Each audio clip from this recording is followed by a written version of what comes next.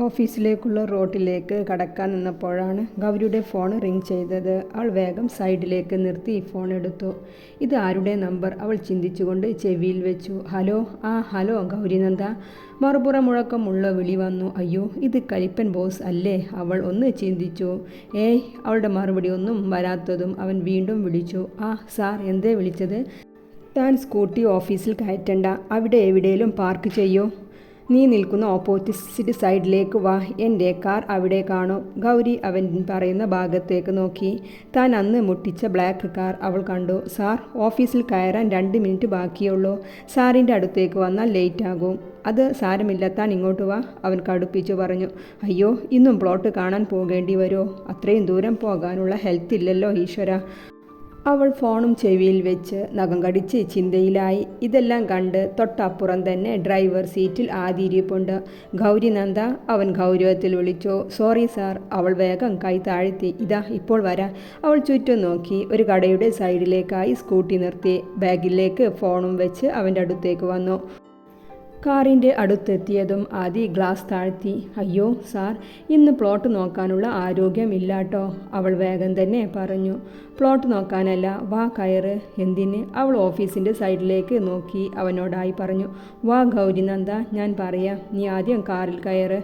അവൻ ഗൗരവത്തിൽ തന്നെ പറഞ്ഞതും അവൾ വേഗം ഡ്രൈവർ സീറ്റിലേക്ക് കയറി സീറ്റ് ബെൽറ്റ് ഇട്ടു. അവനെ നോക്കി.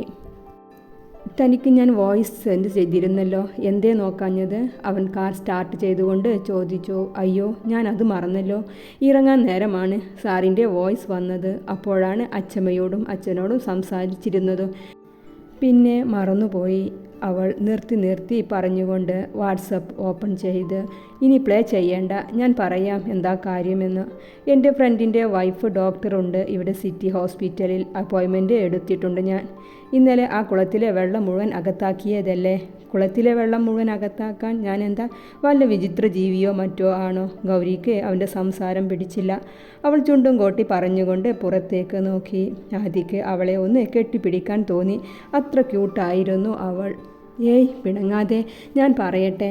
അവനൊന്ന് സോഫ്റ്റായി. ഡോക്ടർ ശാരിക, അവരെ ഒന്ന് കാണിച്ച് ബോഡി ഫുൾ ചെക്കപ്പ് ചെയ്യാം. ഇപ്പോഴേ മൂക്കടപ്പുണ്ടല്ലോ, ഇനി വല്ല ഇൻഫെക്ഷനും മറ്റോ ഉണ്ട് എന്നുകൂടി നോക്കാം. എല്ലാം ക്ലിയർ ആണെങ്കിൽ ടെൻഷൻ ഇല്ലല്ലോ. ടെൻഷനോ? അതിനെനിക്ക് ടെൻഷനൊന്നും ഇല്ലല്ലോ സാർ. അച്ചമ്മയുടെ ചുക്കാപ്പി അടുപ്പിച്ച് 3-4 പ്രാവശ്യം കുടിച്ചാൽ എൻ്റെ മൂക്കടപ്പ് മാറും. അച്ചമ്മ ബോട്ടിലാക്കി തന്നിട്ടുണ്ട്, അവൾ കയ്യിലെ ബാഗിൽ തട്ടിക്കൊണ്ട് പറഞ്ഞു. ആദ്യ കാർ സ്ലോ ആക്കി സൈഡ് അടുപ്പിച്ച് നിർത്തി. അവളെ തന്നെ നോക്കിയിരുന്നു. എന്തേ സാർ, സത്യം പറയേ ഗൗരിനന്ദ, തനിക്ക് കുളത്തിൽ മുങ്ങിയിട്ട് ഒരു പ്രശ്നവും ബോഡിയിലില്ലേ? ആദി അവളുടെ മറുപടിക്കായി അവളെ മുഖത്ത് തന്നെ കണ്ണെടുക്കാതെ തന്നെ ചോദിച്ചു. അത് സാർ. അവളൊന്ന് നിർത്തി. ഇന്നലെ ആ കുളത്തിൽ മുങ്ങിപ്പൊന്തിയപ്പോൾ ഞാൻ എൻ്റെ അച്ചമ്മയെയാണ് ഓർത്തത്. രാവിലെ എഴുന്നേറ്റ നന്ദുട്ടി എന്നും പറയാത്ത ഒരു സമയമുണ്ടാവില്ല അച്ചമ്മയുടെ നാവിന്. ഞാൻ മരിച്ചുപോയാൽ എൻ്റെ അച്ചമ്മ എങ്ങനെ സഹിക്കും എന്നാ ഓർത്തത്. ഇനി ഒരു തിരിച്ചുവരവില്ല എന്ന് കരുതിയ സമയമാണ് സാർ വന്ന് എടുത്തു പൊക്കിയത്. അവളുടെ കണ്ണൊന്ന് കലങ്ങി. ആദിയുടെ ഹൃദയം പിടഞ്ഞുപോയി. ബോഡി മൊത്തം വേദനയുണ്ട്. തലക്ക് നല്ല കനം തോന്നുന്നുണ്ട്. ക്ഷീണം വരുമ്പോഴേ ബെഡിൽ നിന്ന് എഴുന്നേൽക്കാത്ത ഞാനാണ്. പക്ഷേ അച്ചമ്മയുടെ കൂടെ കല്യാണത്തിന് പോകണം. അതിന് സാറിൻ്റെ അടുത്ത് നിന്ന് ഒരാഴ്ചത്തെ ലീവ് വാങ്ങണം. ഈ മൂക്കടപ്പും കാണിച്ച് സാറിനെ സോപ്പിടാനാണ് ഇന്ന് വന്നത് തന്നെ, അവളൊരു ഇളിയോടെ പറഞ്ഞു. അവൻ അവളെ ഒന്ന് കൂർപ്പിച്ചു നോക്കി. ലീവൊക്കെ തരാം, പക്ഷേ ഇന്ന് ഡോക്ടറോട് ബോഡിയിലുള്ള എല്ലാ പ്രോബ്ലവും പറയണം. ഓക്കെ അല്ലേ? പിന്നെ ഡബിൾ ഓക്കെ. അവൾ നന്നായി തലയിളക്കി തംസപ്പ് കാണിച്ചു. ആദ്യ ഒരു പുഞ്ചിരിയോടെ കാർ ഓടിച്ചു വിട്ടു. നീ എൻ്റെ OPയിലേക്ക് പോന്നോളൂ, നഴ്സിനോട് ഞാൻ പറഞ്ഞിട്ടുണ്ട്. ഹോസ്പിറ്റലിൽ എത്തിയതും ആദി ഡോക്ടർ ശാരികക്ക് വിളിച്ചതാണ്. വാ. അവൻ ഗൗരിയുടെ സൈഡിലെ ഡോർ തുറന്നു കൊടുത്തു. ബാഗ് എടുക്കണോ വേണ്ടേ എന്ന ശങ്കയിലാണ് ആള്. ബാഗ് അവിടെ ഇരിക്കട്ടെ, ഫോൺ എടുത്തിട്ട് ഇറങ്ങിക്കോ, അവൻ പറഞ്ഞതും ഗൗരി ഫോണും എടുത്ത് അവൻ്റെ പുറകെ നടന്നു. ആദി വരൂ. ശാരികയുടെ റൂമിൽ കയറിയതാണ് ഇരുവരും. ശാരിക ഗൗരിയെ ഒന്ന് നോക്കി. ഡോക്ടറുടെ അടുത്ത് വരുന്ന ടെൻഷനൊന്നും മുഖത്തില്ല. ഒരു സുന്ദരി മോള്. ചന്ദനത്തിൻ്റെ നിറമുള്ള ഒരു സുന്ദരി കൊട്ടി. 22 വയസ്സൊത്തൊക്കെ ആദി പറഞ്ഞെങ്കിലും അത്രയും തോന്നില്ല. ഒരു ക്യൂട്ട് മോളായിട്ടാണ് ഷാരികയ്ക്ക് തോന്നിയത്. ആദിയുടെ പിറകെ കയറി വന്ന നേരം ഷാരിക്കും ഒരു ന്യൂ കപ്പിളിനെ പോലെ തോന്നി അവൾക്ക്. ഗൗരി അവളെ നോക്കി ഒന്ന് പുഞ്ചിരിച്ചു. വരൂ, രണ്ടാളും ഇരിക്കൂ. ഷാരിക അവളെ നോക്കിയിരിക്കാൻ തോന്നിപ്പോയിരുന്നു. ആദി, നമ്മൾ തമ്മിൽ കണ്ടിട്ട് 2 വർഷം ആയി കാണും അല്ലേ? അതെ, സച്ചുവിൻ്റെ സിസ്റ്ററുടെ മാരേജിനാണെന്ന് തോന്നുന്നു അല്ലേ? അതെ ആദി. അവർ രണ്ടുപേരും പരിചയം പുതുക്കി. ഗൗരി എന്നാ ഒന്നും മിണ്ടാത്തെ? ഏയ് ഒന്നുമില്ല, പിന്നെ സാറിൻ്റെ നിർബന്ധത്തിന് വന്നതാണ് ഞാൻ, അവളൊരു ചമ്മലോടെ പറഞ്ഞു. അത് നന്നായില്ലേ ഗൗരി? അവളൊന്ന് മൂളി. ആദി ഇരിക്കോ, ഗൗരി വാ. ഷാരിക എഴുന്നേറ്റ് അവളുടെ റൂമിന് തന്നെ ഗ്രീൻ കാർട്ടൻ കൊണ്ട് മറച്ച സൈഡിലേക്ക് നടന്നു. ഗൗരി ആദിയെ ഒന്ന് നോക്കി. പോയിക്കോ, അവൻ ചുണ്ടനക്കിക്കൊണ്ട് പറഞ്ഞു. 2-3 മിനിറ്റോളം അവർ അവിടെ ചിലവഴിച്ചു. ഷാരിക പുറത്തേക്ക് വന്നിട്ടും ഗൗരി കുറച്ച് കഴിഞ്ഞാണ് പുറത്തേക്ക് ഇറങ്ങിയത്. ആദി, അവളുടെ ശരീരം മുഴുവൻ പോറലുകളുണ്ട്. അവിടെ ഇവിടെയായി നീലിച്ച പാടുകളുമുണ്ട്. ബ്ലഡ് ടെസ്റ്റ് ചെയ്ത് നോക്കിയാലേ ഇൻഫെക്ഷൻ അറിയൂ. അവർ പറഞ്ഞുകൊണ്ടിരിക്കുമ്പോഴാണ് ഗൗരി വരുന്നത്. നിങ്ങൾ ഇവിടെ ഇരുന്നോളൂ, ലാബിൽ നിന്ന് ആൾ വരും ബ്ലഡ് സാമ്പിൾ എടുക്കാൻ. അവർ ഇരുവരും ഒരു സൈഡിലായിരുന്നു. പരിശോധിക്കാൻ വരുന്ന രോഗികൾക്ക് പെട്ടെന്ന് ശ്രദ്ധ കിട്ടാത്ത ഇടമായിരുന്നു അത്. ബ്ലഡ് സാമ്പിളുമായി നേഴ്സ് പോയി. ആദി, റിസൾട്ട് കിട്ടാൻ ലേറ്റ് ആകും. ഓക്കെ ഷാരിക, നീ റിസൾട്ട് വന്നാൽ വിളിക്ക്, അപ്പോൾ ഞങ്ങൾ വരാം. ഓക്കെ ഗൗരി, റിസൾട്ട് വന്നിട്ട് മെഡിസിൻ എഴുതാം. ധാരാളം വെള്ളം കുടിക്കൂ, ഒരുവിധ ഇൻഫെക്ഷൻ അങ്ങനെ തന്നെ ഒഴിഞ്ഞു പോകും. Okay, thank you doctor. Gauri ഒരു പുഞ്ചിരിയോടെ പറഞ്ഞു പുറത്തേക്ക് നടന്നു. അവർ ഡോക്ടറെ കണ്ട് ഓഫീസിലെത്തിയപ്പോൾ 10 കഴിഞ്ഞിരുന്നു. ആദിയെയും ഗൗരിയെയും ഒന്നിച്ച് കണ്ടതും ഗൗരിയോടുള്ള നിഷയുടെ വിരോധം ഒന്നുകൂടി കൂടി. ഗൗരി അവളെ നോക്കിയവർക്കെല്ലാം ഒരു പുഞ്ചിരി നൽകി തൻ്റെ സീറ്റിലേക്കിരുന്നു. ആദി അവൻ്റെ ക്യാബിനിലേക്കും. വൈകുന്നേരം 3 മണിക്ക് ആദിയും ഗൗരിയും വീണ്ടും ഡോക്ടർ ഷാരികക്ക് അടുത്തെത്തി.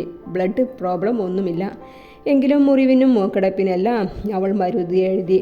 മരുന്ന് വാങ്ങിയത് ആദി തന്നെയാണ്. കാറിൽ ഇരുന്ന് ആദി മരുന്ന് കഴിക്കേണ്ട നേരവും വിധവും എല്ലാം വിവരിച്ചു കൊടുത്തു.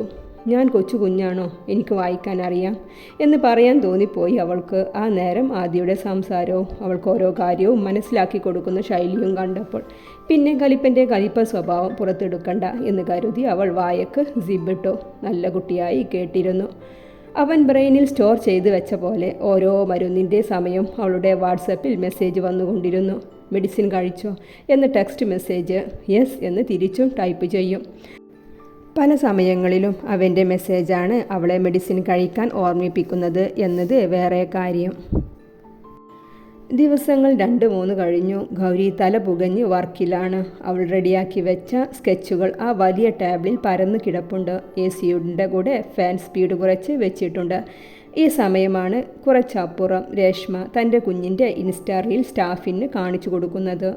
ഗൗരി വർക്ക് നിർത്തി അങ്ങോട്ട് ചെന്നു. പിന്നെ അവരുടെ ഒരു മേളമായിരുന്നു. നിഷ ഗൗരിക്ക് എങ്ങനെ പണി കൊടുക്കണം എന്ന് നോക്കി നിൽക്കുന്ന നേരമാണ്. ഗ്ലാസ് ഡോറിലൂടെ ആദിയുടെ കാർ വന്ന് നിൽക്കുന്നത് കണ്ടതും അവളുടെ ഉള്ളിലൊരു ഐഡിയ പൊന്തി. പിന്നെ ഒന്നും നോക്കിയില്ല. ഗൗരിയുടെ സൈഡിലുള്ള ഫാന് ഫുൾ സ്പീഡിലാക്കി പെട്ടെന്ന് അവിടെ നിന്നും അവളുടെ ടേബിളിൻ്റെ സൈഡിലേക്ക് പോയി. ഗൗരിയുടെ ടേബിളിലെ പേപ്പറെല്ലാം പേപ്പർ പ്ലെയിൻ പോലെ 4 പാടും പാറി പറന്നു. ആദ്യം വരുന്നത് കണ്ടവരെല്ലാം ഡീസൻ്റായി അവരുടെ സീറ്റിൽ ഒതുങ്ങി. ഗൗരി എന്ത് ചെയ്യണമെന്നറിയാതെ പാറി പറക്കുന്ന പേപ്പേഴ്സ് എല്ലാം കുത്തിയിരുന്ന് എടുക്കുന്ന തിരക്കിലാണ്. ഗൗരി നന്ദ, ഒരു അട്ടഹാസമായിരുന്നു അത്. അവൾ ഞെട്ടി നോക്കിയപ്പോൾ ബ്ലാക്ക് ഷൂ തൻ്റെ മുന്നിൽ. അവൾ തല ഉയർത്തി അവനെ നോക്കി. അപ്പോഴേക്കും കിരൺ ഫാൻ ഓഫ് ആക്കിയിരുന്നു. അവർ കയ്യിൽ കിട്ടിയ പേപ്പേഴ്സ് എല്ലാം കൂടി വാരി മാറോടടക്കി എഴുന്നേറ്റ് നിന്നു.